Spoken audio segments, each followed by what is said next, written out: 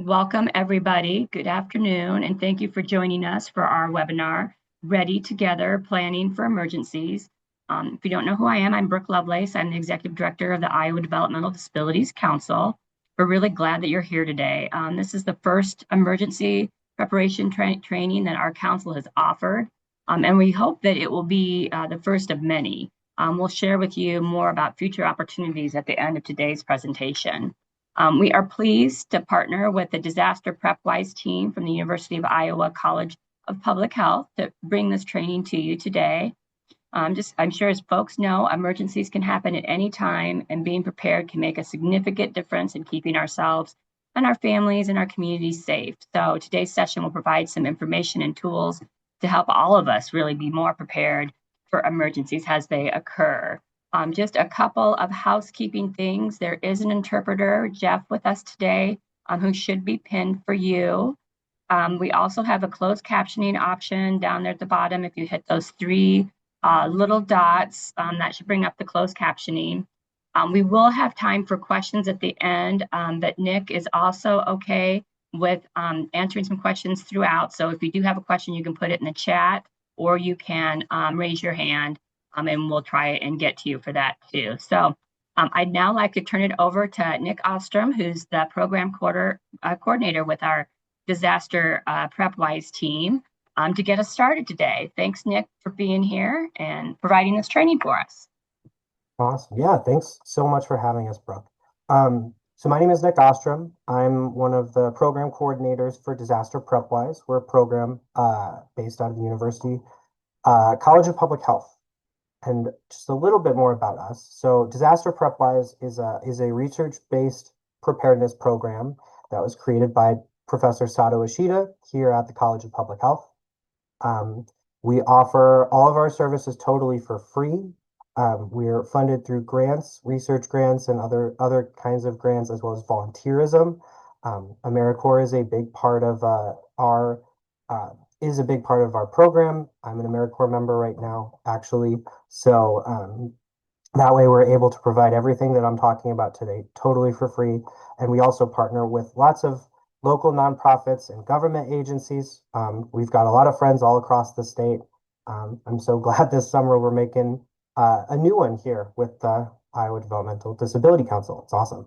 So, what sorts of disasters may impact Iowans? It's summer right now, so probably the one that is on everybody's mind is thunderstorms. We've had so many over the last few months. We've had some tornado watches. As it gets into winter, you'll see the extreme cold, the blizzards. You also might not know, but the most common type of disaster here in Iowa is actually a house fire. And so there's a lot of different things that you have to look out for. In particular, Nick, I'm natural. sorry to interrupt you, but Oh, did yeah. you mean to be sharing your PowerPoint right Oh, now? my gosh. Yeah. Wow. Thank you. All right. Let us know if there's any issues with sharing that. Okay. There. There you go. Picture. That's okay. Thank you. Yeah. Uh, that one I can kind of explain. It would be much harder to explain this graph without images, I think. And so the number of disasters is increasing every year. So this graph, this is a graph that shows you from 1980 to 2023. Each of those bars represents 1 year, and the bars themselves represent the number of billion-dollar disaster events that happen in the United States. The colors represent different types of disasters. The green ones that you see get really big towards the 2010s and 2020s. Those are going to be severe storms. The yellow ones are cyclones. Some of the other smaller ones include flooding, winter storms. Somewhere in there around 2020 is the derecho. But what this graph is showing is that as time has gone on, there have been more billion-dollar disasters. And this is even accounting for CPI as well. So between 2000 and 2009, there were $6.7 billion disasters every year. The next 10 years, 2010 to 2019, there were 12.8. And even in just 2020 to 2023, they were averaging $20 billion disasters every year. So you're seeing like a 3 times increase from the first 10 years of this decade. And so disasters are a very, just like a common reality. Everybody is going to have to deal with them at some point. Um, but why is preparing for them specifically so important? Why can't we just take them as they come? Well, being prepared has a lot of benefits. Being prepared will help reduce health problems, both during the disaster as well as after. Being prepared encourages people to take action. If you know what you need to do in a disaster, you're more likely to be able to do it. It also helps you to collect the needed supplies so that you have everything you need. It will help decrease stress and trauma. Disasters are very traumatic, they're very stressful. And some of that stress and trauma can affect your health. There's been a lot of really great research shows the connection between stress and trauma and physical health. And so keeping yourself prepared means that you're going to see less stress and trauma in a very stressful time. All of these things together will help you to stay independent and healthy. And that is what we are focused on at Disaster Prepwise. We want to make sure that people are able to maintain their independence and their health. Now, people with disabilities have a particular risk factor when it comes to disasters. People with disabilities are more likely to have problems when big, bad disasters happen. Um, and people with disabilities are less prepared than people without.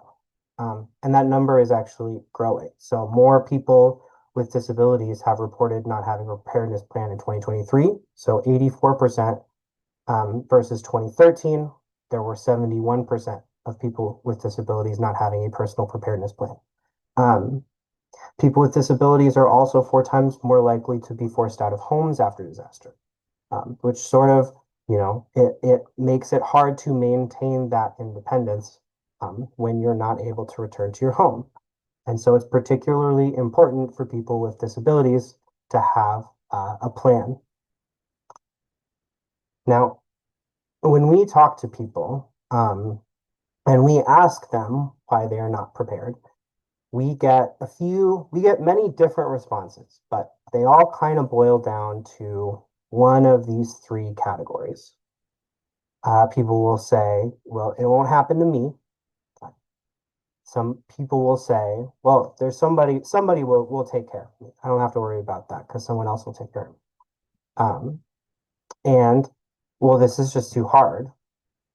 And some of these things can be true in circumstances. And I'll talk a little bit more about a couple of them later, but um, it won't happen to me is just not true. Um, I showed you the chart, but even more persuasive than charts and numbers is personal experience. Pretty much everybody in Iowa is going to have a story about a disaster. If it's not them, it's a friend or a family member. Um, and here in Lynn County, we go to, or when we go up to Lynn County, pretty much everybody can tell me where they were when the derecho hit. My sister and brother-in-law were living there at the time. They were without power for a couple of weeks. They couldn't get out of their home right away. And so everybody, even if you say to yourself, well, it won't happen to me, odds are it already has at some point. And it's very likely that it will happen again. And so it won't happen to me. That one is just not true. The other two, it's a little more complicated.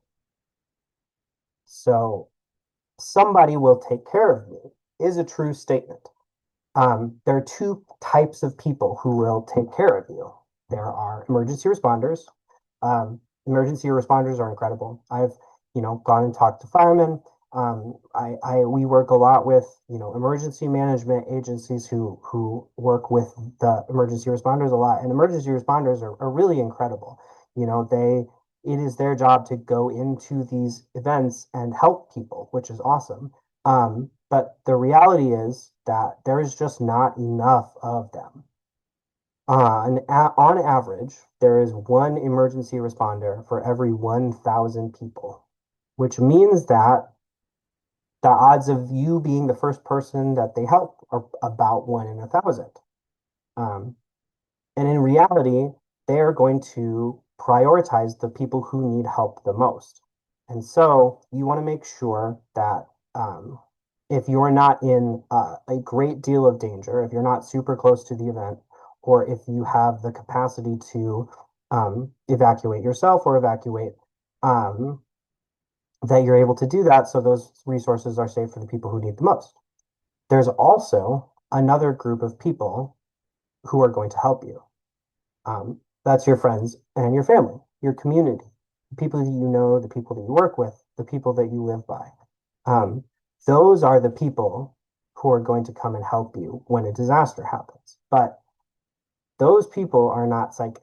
And so if they don't know what to do to help you, then they're not actually going to be able to help you. And so you need to make a plan to make sure that people know what they need to do. The last myth. This is too hard.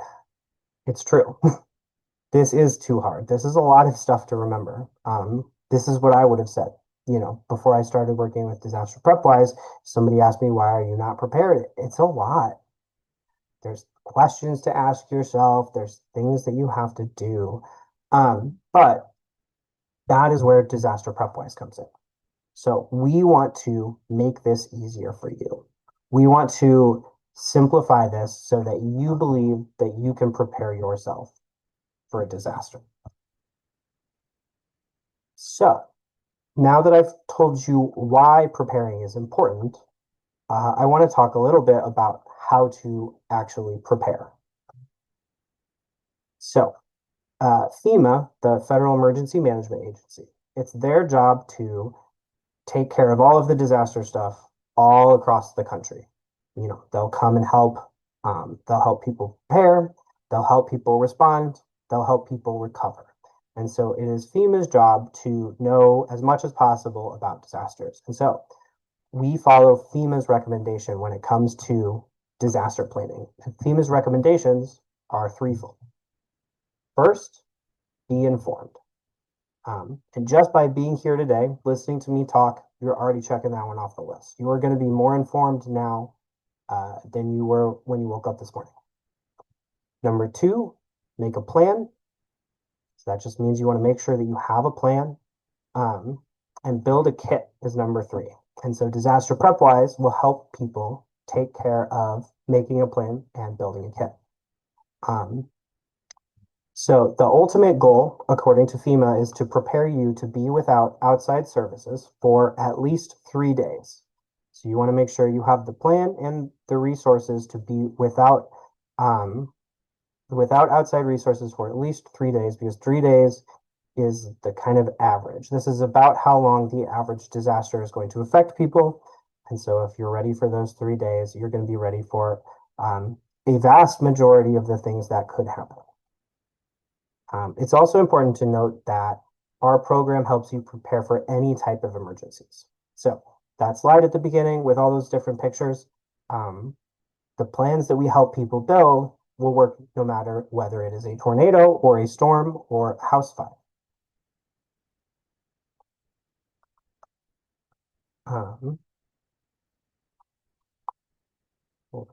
So there's a chat. Yes, I think will these slides be in the chat? That's a technical question. I can send them to people. I'll Yeah. answer that, Nick. Okay, Thanks. Yeah. cool. Yes, so all kinds of emergencies, and that even includes non-disaster emergencies, non-weather emergencies, medical emergencies, family emergencies.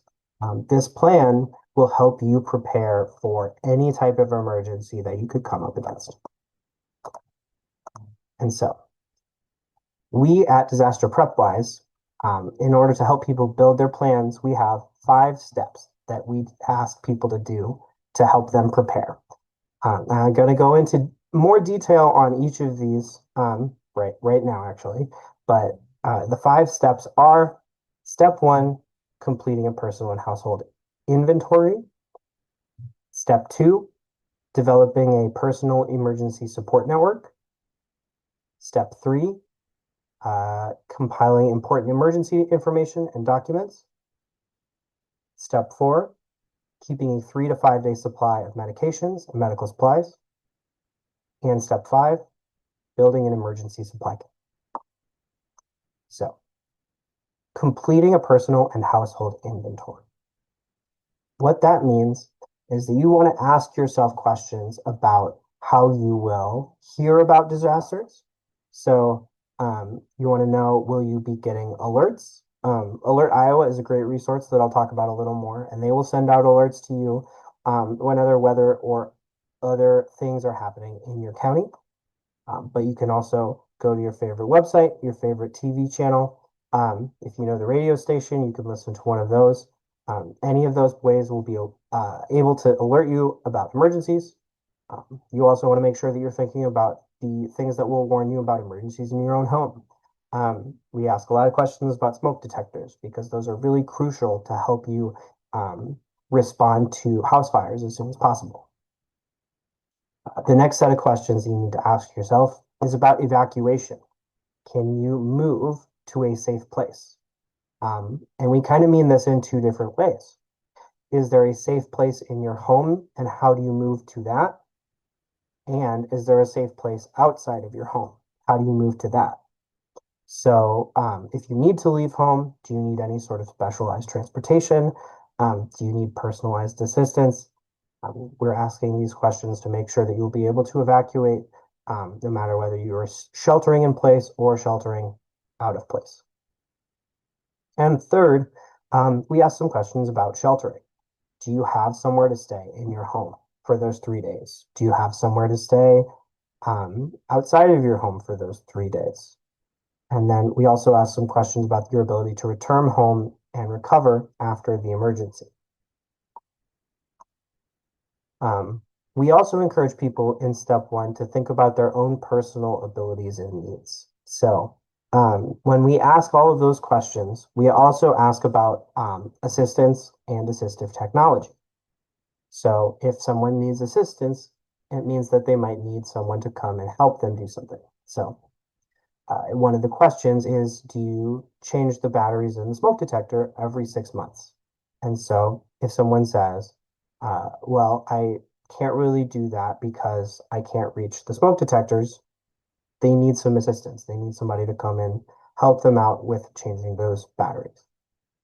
Similarly, do I use assistive technology is about, do you need a thing to come and help you? So if the answer to the question, can you hear the alerts on your TV or your computer is yes, as long as I have my hearing aid in, then that means you use assistive technology. And so we ask both of those things to make sure that we're considering those abilities and those needs as we continue through the rest of the plan. We also make sure that people are planning for a bad day rather than a best case day. You know your body better than anybody else, and so you might know, well, some days my hearing isn't working perfectly, or some days if it's raining, my leg acts up a little bit. And so you want to make sure that you're planning for those scenarios rather than you feeling your best, because weather is not going to wait for you to be feeling your best. It's going to come regardless. And so you want to make sure that you're planning for all of the possible scenarios. Step 2, developing an emergency support network. So once you have all of those questions asked and you know what you need help with, you know what you might need people to do, it's going out and finding those people. So a personal support network can be family. We say family you don't live with here because the disaster prep wise plans include everybody in your household as a part of the plan. And so somebody in your household can't be a part of that personal support network. So it can be family that you don't live with, people from your place of worship, friends or people you work with, neighbors. It can be people with similar needs. If you're somebody who uses a wheelchair, it would probably be a lot less stressful to shelter somewhere that is wheelchair accessible. And so linking up with people with similar needs for your personal support network is a good idea. So we recommend at least 3 individuals for your personal support network.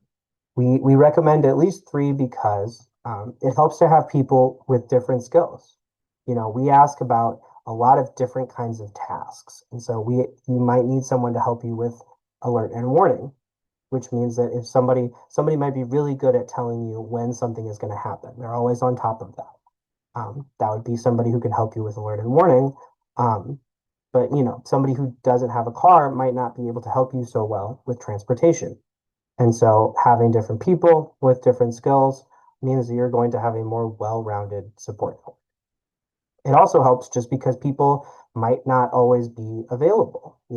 If a disaster is big enough and one of your neighbors is on your support network, they may be dealing with some of their own stuff too. And so having multiple people who are able to help is going to give you options. So I'm sure that most of you can think of at least three people who could help you. And I'm sure that most of those people, all of those people that you were thinking of, are willing to help and want to help you. But like I said before, those people, they can't read your mind, and so they don't actually know what you need unless you tell them. And so it's good once you know who you want in your support network to talk with them. You want to provide them with specific, detailed instructions about any special care that's needed. Also, you might want to explain what you might need to recover from a disaster. Those people will have a better sense of what they need, and it will be able to help them confirm that they can help you. And then it's also important to keep reconfirming with them every year or two, just to make sure that they're still able to help you. Some people, their health capacity changes, their location changes, and so you just want to keep going, keep making sure that they're able to assist you, and you can provide them with updated instructions.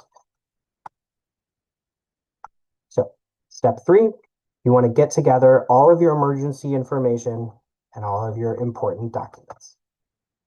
So, when we build a plan for disaster prep wise, we build it for households with multiple individuals. And so each person in your household is going to need, uh, they're going to need their personal information, name, address, phone number, things like that.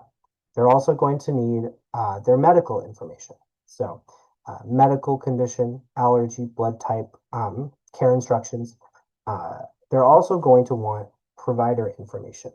So for each person, you're going to want to make sure you have phone numbers for doctors, preferred hospital for emergency care, um, your where you get your prescriptions picked up, your insurance, and having all of this stuff gathered together will make it easier to get the care that you need no matter where you are. You have those phone numbers. You're going to be able to call people. If you're sheltering somewhere else, you're going to be able to hopefully transfer prescriptions, things like that. You're also going to want some emergency contacts. These are people who may not be able to help you as a part of your personal emergency network, but they're people that you want to know how you're doing. So if you have a family member who lives in, say, New York, they might not be able to help you in a disaster, but if you want them to know, if you want people to reach out and tell them how you're doing, um, you want to make sure you have a list of those people as well. We also recommend that people think of some emergency meeting places. The common wisdom for house fires is that you want to have a place to meet outside of your home that's still close enough to your home that everybody can see it, where everyone can meet after they have evacuated, so that everybody can be together before you move on to the next place, and you're not leaving anybody behind. This same logic can hold true for bigger disasters as well.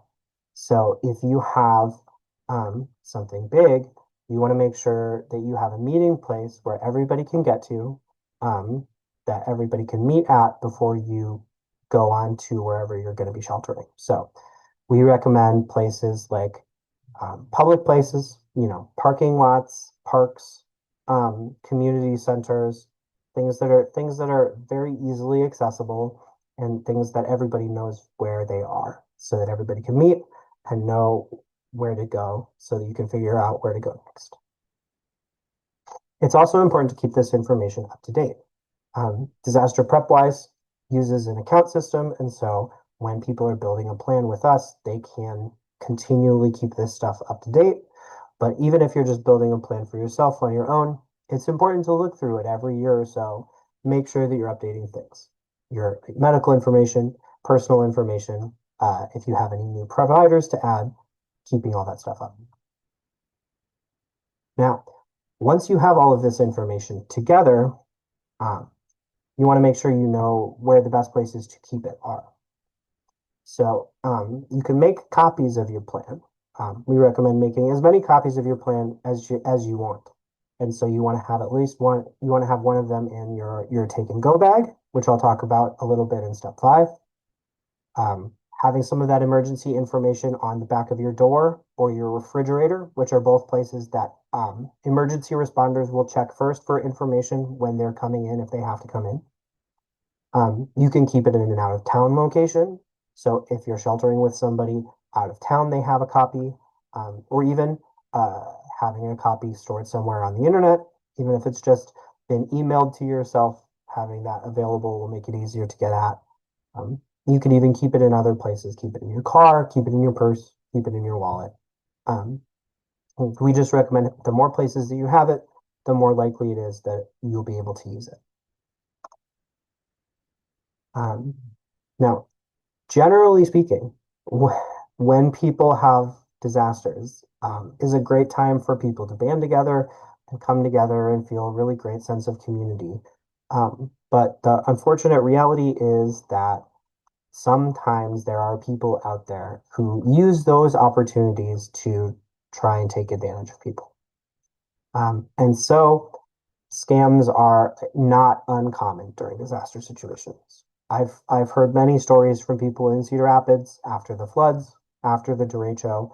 Um, you know, they went through some stuff to try and get their lawn cleaned, or they had somebody come offer something that was too good to be true, and they ended up having to take a lot of time to deal with the aftermath. And so there are a few things that you can look out for. Um, you can look out for people who are trying to pressure you into something, make you sell you something right then and there. If they don't give you an opportunity to think about it, they probably don't want you to think about it.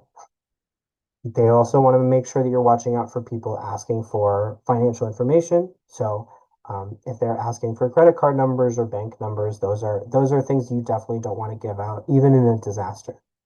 And you can also look out for people who are providing services just by the word of their mouth. If you just have a conversation about it, it gives them the opportunity to come back and change the story later. And if there's no record of anything, then you can potentially have to deal with that. So step 4 is keeping a 3 to 5 day supply of medications and medical supplies. So, as I mentioned at the beginning of the section, the ultimate goal is to be able to care for yourself for at least 3 days. And so, a big part of that is making sure you have the medications and medical supplies that you need. You want to refill prescriptions and supplies as soon as possible. You want to make sure you're not waiting until those things are gone to refill them. You want to try and refill early as much as possible so you can build up a little bit of an extra supply and put that extra supply in your disaster kit. Now, there are some things that are not going to fit in your disaster kit. Some things literally just won't fit. If you have a walker or something really big like that, that's not going to fit in a backpack. But there's also things like insulin that have to be refrigerated. There are things that require, being plugged in. And so there are a lot of things that will not fit in your backpack. And so you want to make sure that you put a big sticky note right on the front of that backpack that says, get insulin, get walker, get whatever it is you need, so that you'll get those things if you're having to evacuate. Now, I know that it's really easy for me to say, oh, just go get some refills. And the reality is that there's not always the ability to do that. And so we have some questions. We have what we call our emergency medication plan that has some questions that you can ask your doctor or pharmacist. So you can ask things like, what do I do if I can't get my treatments or if I'm running out of my medical supplies? Can I stop taking my medicine safely? How do I do that? Can I take a smaller amount and have it last longer? What sort of changes do I need to make if I am stopping or if I am reducing that medication? Um, we think that this is important, and these are all questions that you can have written down, asking a doctor or pharmacist, and that's stuff that you can keep in your emergency plan as well. Step 5 is building an emergency kit. So this is when people think about disaster preparation, this is the part that they actually think about. Going and getting a big plastic tub and filling it with canned food and gallons of water and all that stuff. Um, we that is good. We like the gallons of water, but it's a little more. There's a little more to it than that. We recommend breaking that into two pieces. So you'll have your shelter at home kit, which is going to have your blankets, food, water, can openers, first aid kit, towel, sleeping bag, cleaning supplies. Um, and there are more things on that list, but those are the things that you will need if you're having to stay at home for those 3 days. Your take and go bag is going to have things that you will need if you're having to evacuate your home, as well as things that you might need while sheltering at home. Your copy of your emergency and medical information that is going to be beneficial no matter where you're staying. But things like a flashlight, a radio, a whistle. A whistle is very important. A whistle is way louder than your screaming or your yelling will ever be, and it takes way less air. Um, and so that's sort of the sort of stuff that you want to make sure you have in your take and go bag. Once you have all of the objects that you need, um, you can find a container to put them in. We use an image of a backpack for the take and go bag, but depending on how much stuff you have, it can be very heavy. And so we have some recommendations, potentially something with handles or wheels. That way it reduces the amount of impact on your body. We've had people recommend fishing vests before, if everything is small enough to fit in those pockets, it's a really great way to distribute the weight evenly. Um, as for your stay at home kit, again, the big plastic tub is nice and probably keeps everything safe. But if things get too heavy, it might be hard to maneuver. And so you want to make sure that you have something that's not just sturdy, but uh, maneuverable. You can move things easily, and so you can kind of see in that picture you've got your big black plastic trash container.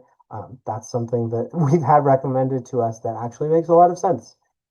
Those are designed to be maneuvered by everybody, and so uh, you just want to make sure that it's big enough to hold everything, that it's waterproof, uh, and that you can actually use it. So those are the 5 main steps that we have people go through in disaster prep wise. When people go through those, you are immediately outfitted with a lot of different action steps, things that you can do right after you make the plan to help prepare yourself. You have people that you can talk to. You have all of the emergency information and documents that you need. You have all your medications and medical supplies together. You have your emergency kit ready to go, and so we have that is what we recommend for everybody. But we also have some special considerations. So we have 2 extra modules. We have one for pets and service animals, and we have one for Alzheimer's and dementia. So the pets and service animals module, that looks a lot like the module in step 3. So you're asking yourself a lot of your same questions, like, information about what your animal looks like, what your what their vet is, what their vaccination information is, what their diet is, if they have any medications, asking kind of all those same questions.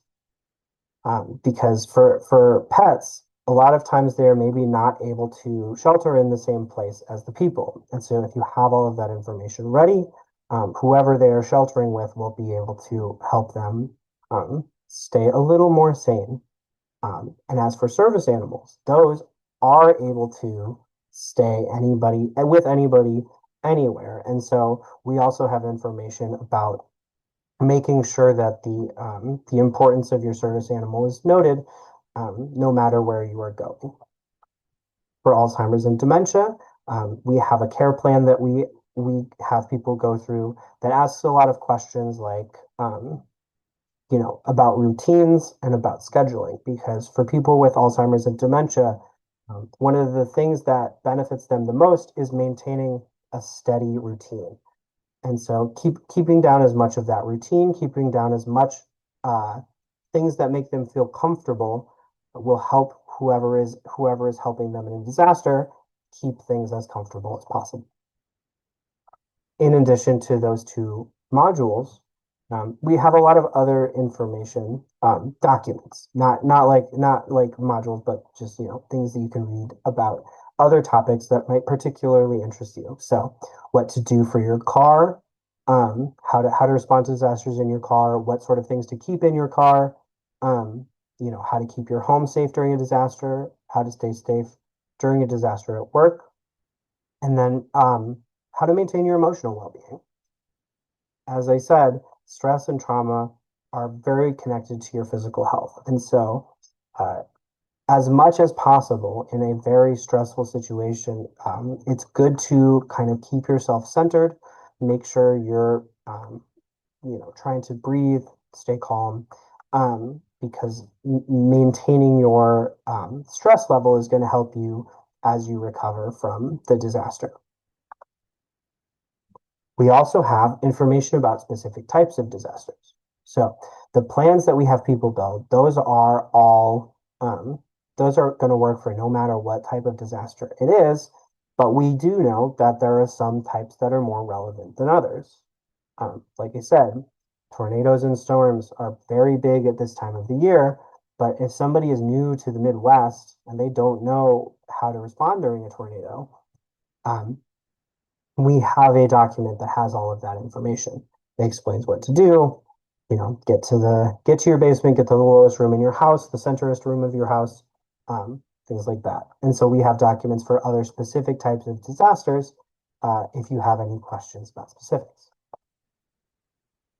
We also have functionality with Alert Iowa. Um, I think Alert Iowa is something that's really amazing. It's kind of unique among states. Iowa is the only state that has like a statewide emergency notification system. It notifies people by county, and the counties help operate it, but IHS is the ones who are kind of overseeing the whole thing, and it's a really, really awesome program. I get the alerts whenever we get the warnings here in Johnson County, um, and it's just very useful. You can kind of sign up for basic alerts, or there's a more full profile that you can fill out that some counties can use for their emergency services to help them respond to the people who need the help the most. Um, and so, because they ask a lot of similar questions that we do, we have the ability for people to go take the information that they put in their disaster prep wise plan and put that in their Alert Iowa account as well. We also have a lot of other really awesome resources. We've got a bunch of checklists. I talked about the preparation for the at-home kit and the to-go kit, but we also have checklists that are more specific. So an animal supplies checklist, a vehicle supplies checklist. We also have special personal considerations. So for people with certain types of health concerns, whether that's visual and audio, whether that's communication, whether that's somebody who uses a wheelchair, needs a wheelchair repair kit. We also have some specialized checklists for those. And we also have other resources. We've got that emergency medication plan. We've got a checklist of important documents.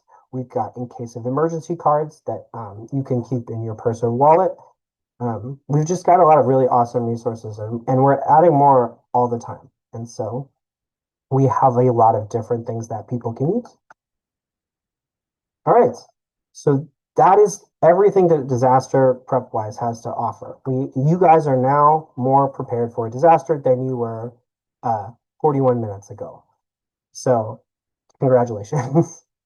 um, so once somebody completes disaster prep wise, participants are left with all of that information that I just talked about, all of those steps, all of the extra modules, in an easy to read, accessible packet that is personalized to you and your household. It's you get it as a PDF, so you can print it, you can email it, you can keep it on a flash drive, you can do whatever you want with it, and most importantly, you can continue to access it. You'll have like an email and password, and that will help you keep your plan up to date as your needs change. You've also got action steps that will make you safer and more prepared. And then all of that stuff is going to help you prepare to be without outside services for 3 days.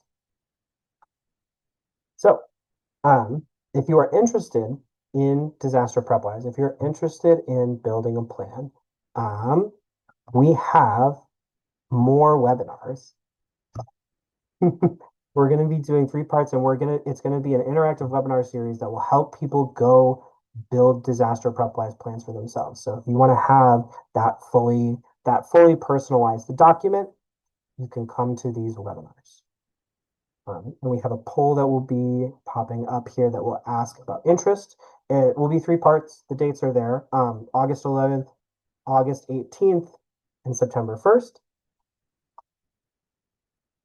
And so if you are interested in attending a 3-part seminar that will help you build your own personalized disaster plan, please let us know. We are really excited to help people dive deeper into this.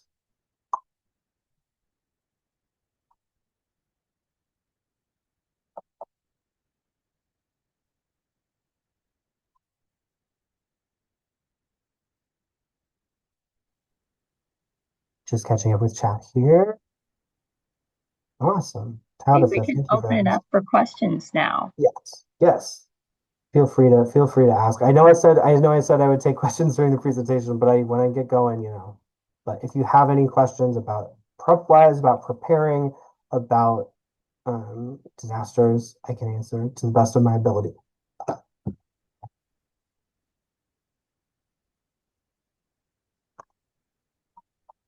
Is there a specific home kit and to-go kit to buy? No. So there's not a specific kit. We have checklists that have items that are that you can kind of decide if you need. So the way that we ask people to do it in the web tool is just like it's not a strict yes or no. It's we ask, do you have this in your kit already?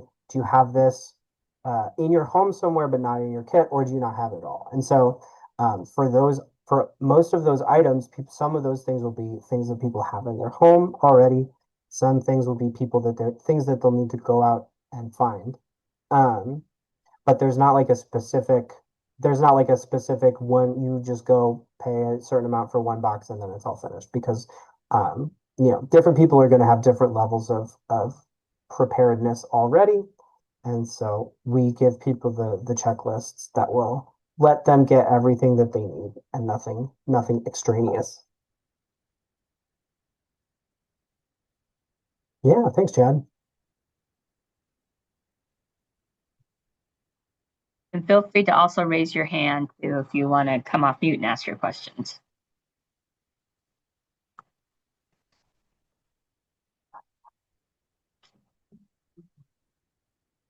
I think you did such a thorough job, Nick, that everybody's just more Yeah, prepared.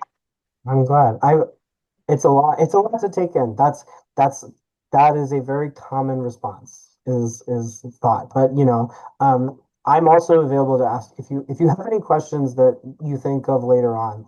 Here, I'll hop to the next slide. Thank you. Thanks everybody first on. So we have you can find us so our website is prepwise.org. That has the actual web tool itself. We also have um the website on the University of Iowa that I can share with people. I don't have that link, but I can put it we'll send out the slides. And so I will put a link to our website on the slides. Yeah, Um, what we'll actually do, Nick, is we'll post them to our website along with the recording, if that's awesome. okay with you. So Yeah. they'll be on the DD Council's website too. Okay. Yes. So I will make sure that the website link is on this slide as well. And you can always reach out. The cph-prepwise.edu or at uiowa.edu is our general email address. I'll also include my personal email address if you have any questions. And you can find us on Facebook as well. We love for you to find our page and like us on Facebook. But yeah, that Did you? you can always reach out later as It well. looks like Tabitha might have a Yeah. question. Sorry, Oh, I sure. couldn't figure out how to raise my hand. Did you say that like we took that survey, if we said yes, more information will come on how to sign up for that, or Yeah. did I miss that? Nope, you did not. You did not miss that. What we're going to do is send the registration to the folks that said yes, and probably to the other folks that registered too, because we know some people dropped off early. And then we're going to allow you guys that participated today the first chance to register. And then if we have some more open spots, then we'll send it out to our regular network. But if you said yes, Tabitha, we'll the registration to you here in the next couple of days. Great. Thank you so much. I just put my email address and our website in the chat as well. And it looks like Herschel might have two questions for us. Oh, sure.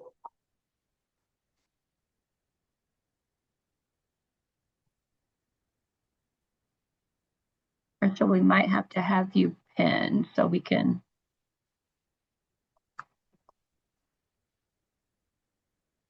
Heidi, are you able to pin Herschel? Yes, I've got him pinned.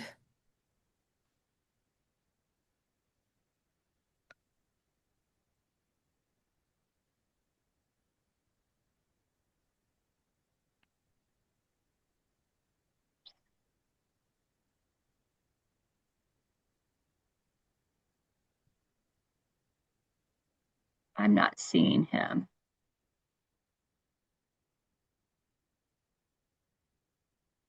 Herschel, can you come on your camera? Turn your camera on so.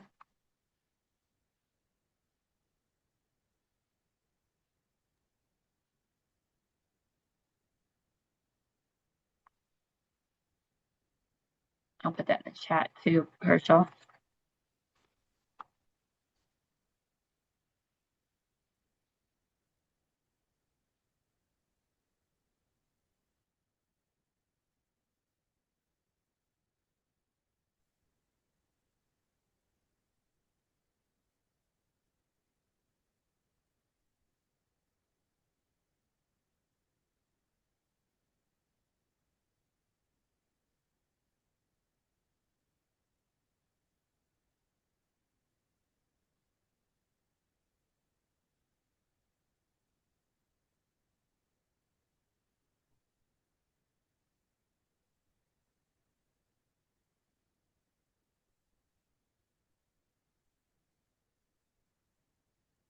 I'm not seeing that Herschel's been able to turn on his camera yet.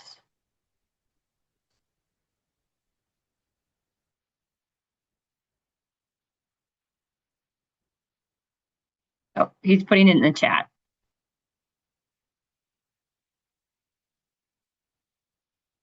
And Nick, I can read that to you too. Can you explain about the changes going on with FEMA? How do you deal with disasters such as having cash on hand when many places are moving away from cash? Obviously, during disasters, digital electronic services would be affected.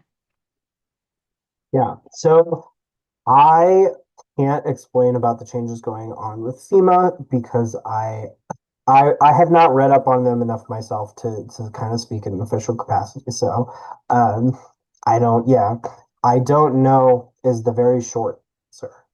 But I think that if there are less resources for FEMA, I think that only increases the importance of like preparing yourself and within your communities. You know, I think that the preparation, regardless of how many people, how much money there is always going to be important. As for cash, so places are moving away from cash, but like you said, uh, when the systems are down, all of those places are going to have to turn back to cash. Otherwise, they're just not going to get any money.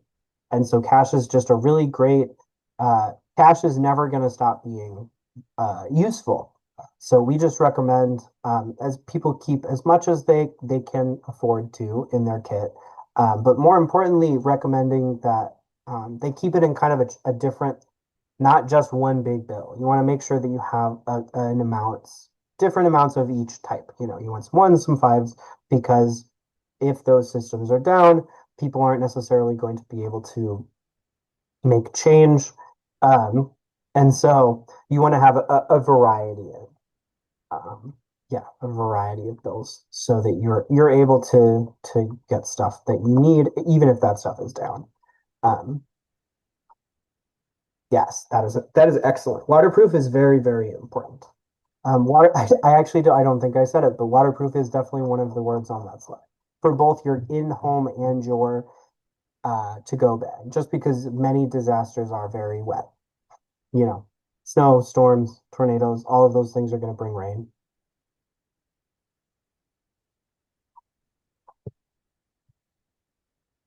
All right. Thanks, Herschel. That's good questions.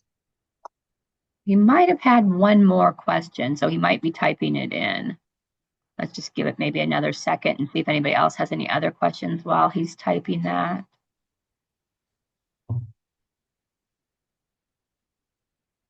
Maybe just give it another minute, Nick.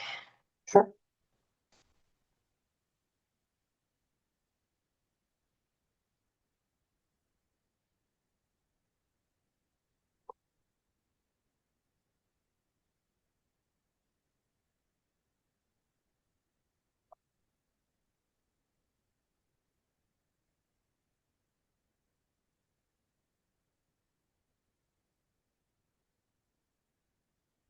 Oh, he did. That was his two questions. Okay. So last call for questions, anyone? Well, Nick, I again want to thank you for partnering with us to bring this today. It was great, great information. Well, And thank everybody you. be on the lookout for some invitations to learn some more. Yes. All right. Have a Awesome. good Yeah. rest of your day, folks. Bye.